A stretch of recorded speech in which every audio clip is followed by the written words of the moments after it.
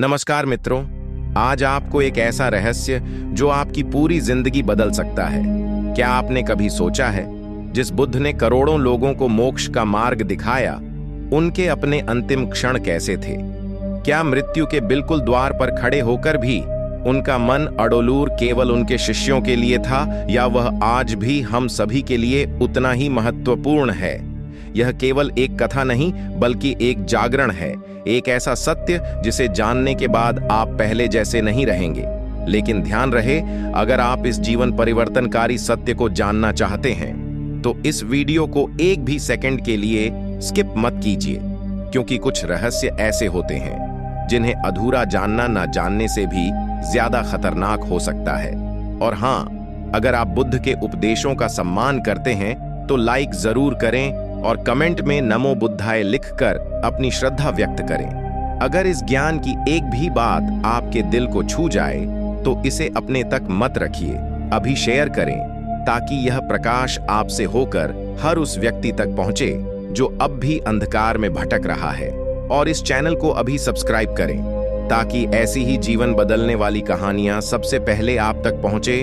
तो अब ध्यान केंद्रित करें, अपनी सांसों को स्थिर करें और तैयार हो जाएं इस अद्भुत यात्रा पर जो आपकी पूरी जिंदगी बदल सकती है। गर्मियों की एक संध्या थी। आकाश में सूर्य धीरे धीरे पश्चिम की ओर झुक रहा था।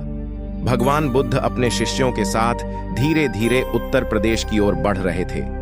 उनकी चाल थोड़ी धीमी हो गई थी, लेकिन चेहरा उतना ही शांत और दिव्य था जैसे किसी महासागर की सतह।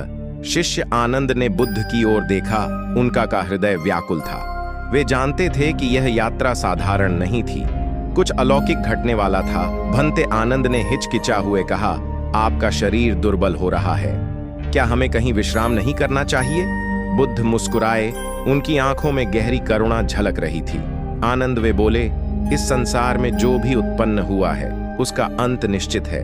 यह शरीर भी प्रकृति के नियमों से बंधा हुआ है, लेकिन धर्म जो अजर अमर है वही सच्चा सहारा है।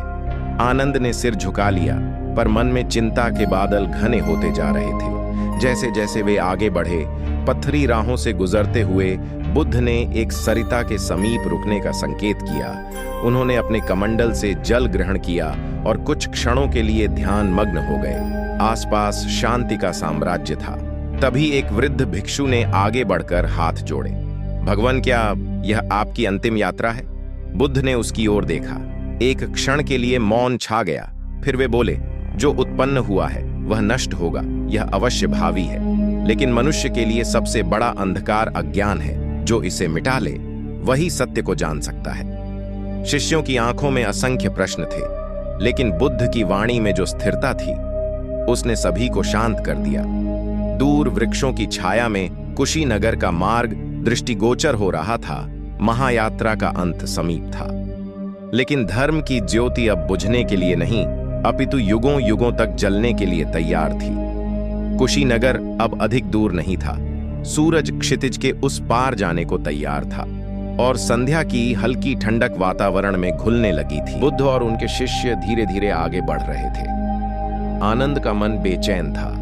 उनके गुरु का शरीर अब अत्यधिक दुर्बल हो चुका था, लेकिन बुद्ध के चेहरे पर वही दिव्य आभा थी जो सदा रही थी।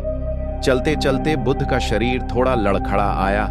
आनंद ने आगे बढ़कर उन्हें सहारा देना चाहा, लेकिन बुद्ध ने हाथ उठाकर उसे रोक दिया। वे हल्की मुस्कान के साथ बोले, आनंद मत भूलो, जो जन्मा है उसका अंत भी होगा। दुखी मत हो, यह संसार का स्वभाव है। कुछ ही देर में वे कुशीनगर के समीप एक पुराने साल वृक्ष के नीचे पहुंचे। वहां एक शीतल छाया थी और पक्षियों का मधुर कलरव वातावरण को शांत बना रहा था। बुद्ध धीरे से वहां लेट गए। उनका सिर उत्तर दिशा की ओर था। आनंद उनके पास बैठ गए। उनकी आंखें छलकने लगी। उन्होंने कांपती आवाज में पूछा, भंते, क्या यही वह क्षण है जिसका मैं सदा भय करता था? बुद्ध ने धीरे से उसकी ओर देखा। उनकी दृष्टि में करुणा थी, लेकिन साथ ही अटल धैर्य भी। वे बोले, आनंद, तुमने मेरे साथ वर्षों बिताए हैं, लेकिन अभी तक यह नहीं समझ पाए कि यह शरीर मात्र एक रथ है जो आत्मा को इस संसार में लाता और ले जाता है। दुखी मत हो, क्योंकि जो धर्म के मार्ग पर चलेगा वह कभी अकेला नहीं होगा। शिष्य चारों ओर इकट्ठे हो गए थे। हर कोई जानता था कि यह भगवान बुद्ध की अंतिम संध्या थी। हवा में एक अजीब सी निस्तब्धता थी। तभी एक वृद्ध ब्राह्मण आगे आया और हाथ जोड़कर बोला, भगवान, यदि यह आपका अंतिम क्षण है तो हमें वह अंतिम सत्य बताइए जिसे जानकर हम अपने अज्ञान को समाप्त कर सके। बुद्ध ने गहरी सांस ली और धीमी लेकिन स्पष्ट आवाज में बोले, हे भिक्षुओं, सुनो, यह संसार परिवर्तनशील है। यहाँ कुछ भी स्थायी नहीं है। जो इस सत्य को समझ लेता है वह दुखों से मुक्त हो जाता है। सुख दुख, जीवन मृत्यु सब अस्थायी थी। अतः जागो, सावधान रहो और धर्म के दीपक से अपने पथ को प्रकाशित करो। आत्मदीपो भव आनंद ने उनकी बातों को ध्यान से सुना और धीरे धीरे आंसू पछली उन्हें। अब यह समझ आ रहा था कि बुद्ध का जाना एक अंत नहीं बल्कि एक आरंभ था। एक ऐसे युग का आरंभ जहां उनका ज्ञान सदा अमर रहेगा। बुद्ध ने आंखें बंद कर ली। संध्या की हवा अब ठंडी हो चली थी और आसमान के तारों ने धीरे धीरे अपने प्रकाश से इस महायात्रा के अंतिम पड़ाव को निहारना शुरू कर दिया था। संध्या गहरी हो चुकी थी। वृक्षों की छाया लंबी होती जा रही थी और कुशीनगर के उस साल वृक्ष के नीचे पावन सन्नाटा पसरा हुआ था। बुद्ध शिथिल पड़े थे, लेकिन उनकी आंखों में वही शाश्वत प्रकाश था। उनके चारों ओर बैठे शिष्य व्याकुल थे। उनकी सांसें रुकी हुई सी लग रही थीं। आनंद ने कांपती आवाज में पूछा, भंते, जब आप हमें छोड़कर चले जाएंगे तब हम क्या करेंगे? कौन हमारा मार्गदर्शन करेगा? बुद्ध ने हल्की मुस्कान के साथ अपनी आंखें खोली। उनकी दृष्टि में वही अपार करुणा थी जिसने जीवन भर असंख्य लोगों को शांत किया था। वे धीमी लेकिन स्थिर आवाज में बोले, आनंद, यह मत सोचो कि मैं जा रहा हूं। जो मेरी शिक्षाओं को अपनाए वह सदा मुझे अपने भीतर पाएगा। शिष्य ध्यान से उनकी बात सुन रहे थे। वातावरण में सिर्फ बुद्ध की वाणी की गूंज थी। सुनो भिक्षुओं, संसार में सबसे महान शक्ति क्या है? बुद्ध ने पूछा। एक युवा भिक्षु संकोच से बोला। ज्ञान भंते। बुद्ध मुस्कुराए, लेकिन उनका उत्तर कुछ और था। नहीं, करुणा। सब चौंक गए। बुद्ध ने आगे कहा, ज्ञान बिना करुणा के अंधा होता है और करुणा बिना ज्ञान के दिशाहीन। यदि तुम संसार को दुखों से मुक्त करना चाहते हो तो पहले स्वयं के भीतर करुणा को जागृत करो, क्रोध को त्यागो, अहंकार को छोड़ो। सच्चा विजेता वह नहीं जो शत्रु को हराए, बल्कि वह है जो अपने भीतर की बुरी भावनाओं को जीत ले। सभी भिक्षु स्तब्ध थे। बुद्ध ने एक क्षण के लिए आकाश की ओर देखा, मानो प्रकृति भी इस अंतिम उपदेश को सुन रही हो। फिर उन्होंने कहा, स्मरण रखो, यह शरीर क्षणिक है लेकिन सत्य अमर है। यदि तुम सत्य के मार्ग पर अडिग रहोगे तो न केवल स्वयं मुक्त हो जाओगे बल्कि अनगिनत लोगों के लिए भी मार्ग प्रशस्त करोगे। शिष्य गहरी सोच में पड़ गए। उन्होंने बुद्ध से वर्षों तक ज्ञान प्राप्त किया था, लेकिन आज के शब्दों में एक विशेष गहराई थी। बुद्ध ने एक अंतिम बात कही जो आने वाले युगों तक गूंजती रहेगी। संगठित रहो, धर्म का पालन करो और अपने भीतर के दीपक को स्वयं जलाओ। आत्मदीपो भव। संध्या के आकाश में अब तारे चमकने लगे थे। बुद्ध की आंखें धीरे धीरे झपक लगीं, लेकिन उनके शब्दों ने, उनके संदेश ने करुणा और सत्य का उपदेश एक अमर प्रकाश की तरह जलना शुरू कर दिया था। रात गहरा चुकी थी। आकाश में असंख्य के तारे टिमटिमाते थे और साल वृक्ष की छाया में बुद्ध शांत लेटे थे। शिष्य चारों ओर बैठे थे। उनकी आंखों में आंसू थे, लेकिन बुद्ध के चेहरे पर अपार शांति थी। उनकी धीमी होती सांसों के बीच भी उनकी वाणी उतनी ही स्थिर थी जितनी जीवन भर रही थी। आनंद बुद्ध के पास बैठे थे। उनका हृदय भारी था। वे धीरे से बोले, भंते, जब आप इस संसार से चले जाएंगे तब हम किसका सहारा लेंगे? हमें कौन मार्ग दिखाएगा? बुद्ध ने हल्की मुस्कान के साथ उनकी ओर देखा और शांत स्वर में बोले, आनंद, अपने भीतर का दीपक स्वयं जलाओ। आत्मदीपो भव आनंद। और सभी शिष्य स्तब्ध रह गए। बुद्ध ने आगे कहा, तुम्हारा सबसे बड़ा मार्गदर्शक कोई बाहरी व्यक्ति नहीं बल्कि तुम्हारा अपना विवेक, तुम्हारा ज्ञान और तुम्हारा सत्य होगा। जब अंधकार घना हो जाए तब बाहर प्रकाश खोजने के बजाय अपने भीतर का दीपक जलाना, सत्य के मार्ग पर चलो और धर्म को अपना सहारा बनाओ। शिष्य ध्यान से सुन रहे थे। वातावरण में केवल बुद्ध की वाणी गूंज रही थी। फिर बुद्ध ने एक गहरी सांस ली और बोले, आनंद, याद रखो, हर वस्तु परिवर्तनशील है। यह शरीर भी एक दिन मिट जाएगा, लेकिन मेरा उपदेश अमर रहेगा। जब जब कोई सच्चे मन से धर्म का पालन करेगा वह मुझे अपने पास ही पाएगा। शिष्यों की आंखों में आंसू थे, लेकिन अब उनके हृदय में असीम शांति भी थी।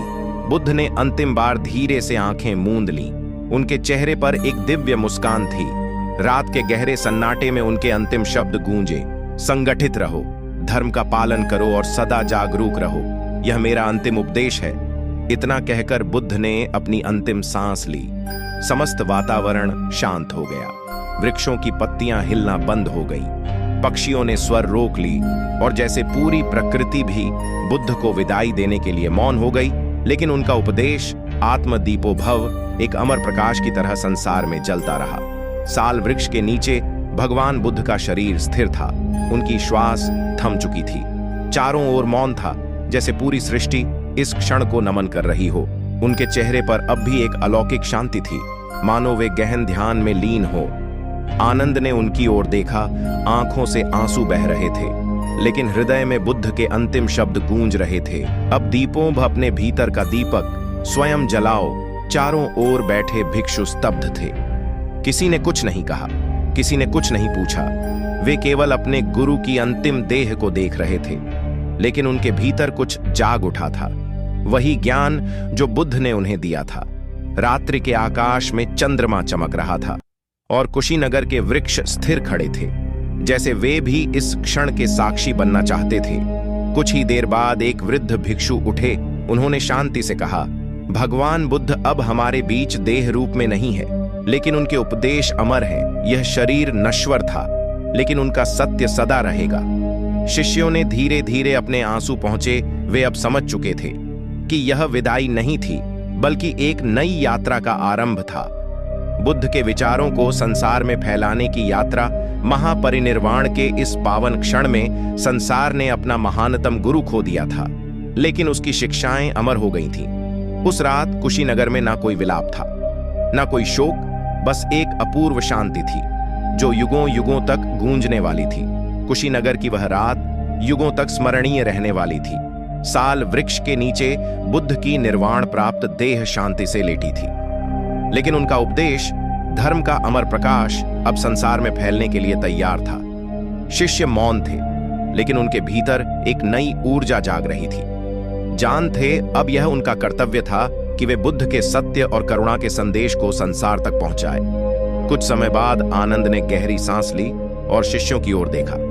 उनकी आंखों में आंसू थे, लेकिन स्वर स्थिर था। भिक्षु, यह शोक का समय नहीं, यह संकल्प का समय है। भंते ने हमें धर्म का दीपक सौंपा है, अब हमें इसे संसार के हर कोने तक ले जाना होगा। चारों ओर बैठे भिक्षु धीरे धीरे उठे। उनके भीतर का द्वंद्व समासस हो चुका था। अब वे केवल एक ही लक्ष्य देख रहे थे, बुद्ध की शिक्षाओं को जीवित रखना। कुछ समय बाद शिष्यों ने एक सभा आयोजित की। यह सभा इतिहास की सबसे महत्वपूर्ण घटनाओं में से एक बनने वाली थी। इसमें बुद्ध के सभी उपदेशों को संकलित किया गया ताकि वे पीढ़ी दर पीढ़ी सुरक्षित रहे। महाक्षय, जो बुद्ध के प्रमुख शिष्यों में से एक थे, खड़े हुए और बोले, अब से हम न केवल इस ज्ञान को स्वयं बल्कि इसे उन तक भी पहुंचाएंगे जो अभी अंधकार में है। सभा में बुद्ध के उपदेशों को दो भागों में संकलित किया गया। एक सुत्त पिटक उपदेशों का संग्रह, जिसमें बुद्ध के कहे गए वचन संकलित किए गए दो विनय। पिटक संघ के नियम, जिसमें भिक्षुओं के लिए बनाए गए आचार और अनुशासन संकलित किए गए। इस कार्य के पूरा होते ही भिक्षु अलग अलग दिशाओं में प्रस्थान करने लगे। कोई उत्तर की ओर गया, कोई दक्षिण, कोई पूर्व तो कोई पश्चिम। वे बुद्ध के ज्ञान को लेकर निकले ताकि यह संसार के हर कोने में फैले। समय बीतता गया, लेकिन बुद्ध की शिक्षाएं कभी लुप्त नहीं हुई। उनके शब्द पीढ़ी दर पीढ़ी दोहराए गए। अप्रदीपो भव, अपने भीतर का दीपक स्वयं जला। भारत से यह ज्ञान श्रीलंका, चीन, तिब्बत, जापान और पूरे एशिया में फैलता गया। बुद्ध का संदेश केवल एक धर्म नहीं रहा, बल्कि यह मानवता का एक शत पथ बन गया। आज भी जब कोई अंधकार में होता है, जब कोई सत्य की खोज करता है, तब बुद्ध के वही शब्द उसके भीतर गूंजते हैं। सभी प्राणियों पर करुणा रखो, क्रोध को छोड़ो, अहंकार को त्यागो, सत्य के मार्ग पर चलो। यही निर्वाण का द्वार है। बुद्ध चले गए, लेकिन उनकी विरासत अमर हो गई। अगर इस कथा ने आपके मन में एक भी सवाल जगाया, अगर बुद्ध के इन अंतिम वचनों ने आपके हृदय को छू लिया, अगर आपको लगता है कि यह ज्ञान हर व्यक्ति तक पहुंचना चाहिए, तो इसे सिर्फ अपने तक मत रखिए, शेयर करें ताकि कोई और भी इस मार्ग पर चल सके। और ध्यान दें, अगर आप इस चैनल को सब्सक्राइब नहीं करते तो हो सकता है कि अगला महत्वपूर्ण संदेश आप तक ना पहुंचे और आप किसी गूढ़ ज्ञान से वंचित रह जाएं। तो अभी सब्सक्राइब करें और बेल आइकन दबाएं ताकि जब अगली बार ऐसा ही रहस्यमय और जीवन बदलने वाला ज्ञान तो सबसे पहले आप तक पहुंचे। और कमेंट में लिखें, मैं बुद्ध का मार्ग अपनाने के लिए तैयार हूं और मैं करुणा और सत्य के मार्ग पर चलूंगा। याद रखिए, ज्ञान जितना बांटेंगे उतना बढ़ेगा। अब यह आपके हाथ में है। तो दोस्तों, अपना ख्याल रखिएगा।